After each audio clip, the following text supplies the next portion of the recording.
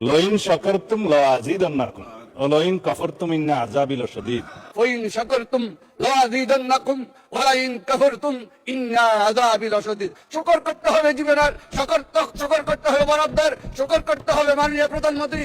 কোরআন হাদিসের আয়াত এবং যেই রাসূল সাল্লাল্লাহু আলাইহি ওয়াসাল্লামের বাণীগুলো আছে, এগুলো তো আসলে ঠাট্টা বিদ্রুপের বিষয় না।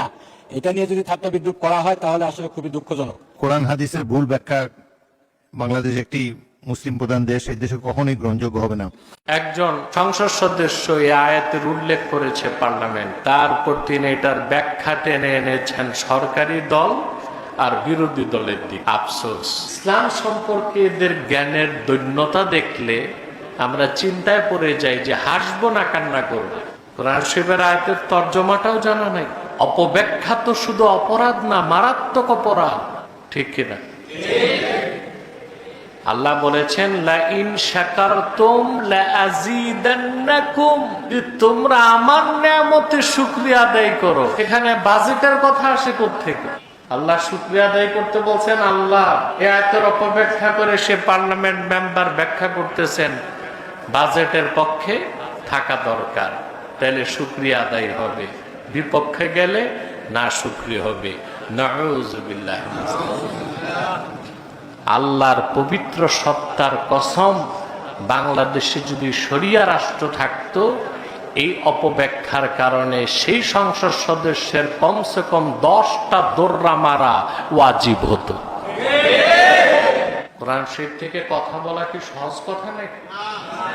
এরা দুনিয়ার সবকিছু বুঝে তো ভাবছে পড়াশোনা না করে কোরআন শরীফ বুঝে যাবে। সেই সংসদ সদস্য সহ সকল সংসদ সদস্যদেরকে বলবো, কোরআন হাদিস যতটুক বুঝবেন ততটুক বলবেন, অপব্যাখ্যা করবেন না। আর কোরআন হাদিস ঠাট্টার জিনিস না। আল্লাহ তাআলা কি বললেন আর তিনি অপব্যাখ্যা করে বিষয়টা কোথায় ফিট করলেন। সরকার বাজেট দিচ্ছে, এটার পক্ষে থাকলে শুকরিয়া আদায় হবে, পক্ষে না থাকলে না শুকরিয়া হবে।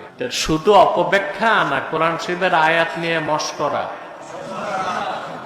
শারহ উকুদি রাসমিল মুফতিতে স্পষ্ট আছে, কোন শিক্ষক তার ছাত্রের নাম ইয়াহিয়া, কি নাম? আর সে কোরআন শরীফের আয়াত পড়ে তাকে বলতেছে, ইয়া ইয়াহইয়া খুদিল কিতাবা বিকুওয়া,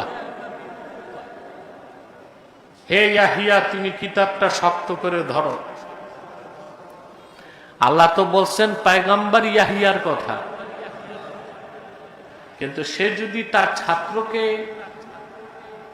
উদ্দেশ্য করে এই আয়াত পড়ে, তার কুফর হবে, সে কাফের হয়ে যাবে।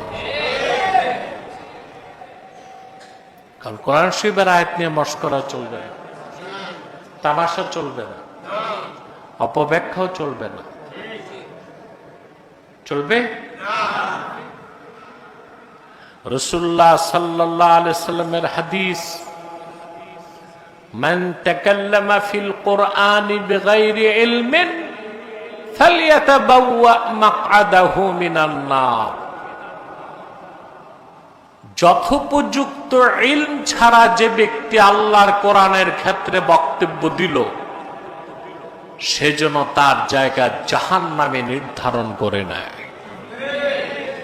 মারাত্মক অপরাধ, কঠিন অপরাধ। আমাদের সংসদে সবই চলে, কৌতুক, গল্প, মশকরা, গালিগালাজ, ঠিক কিনা? আরে সব করেন, অন্তত ইসলাম নিয়ে খেলার চেষ্টা করবেন না। ইসলাম, ইমান সব কিছুর ঊর্ধ্বে।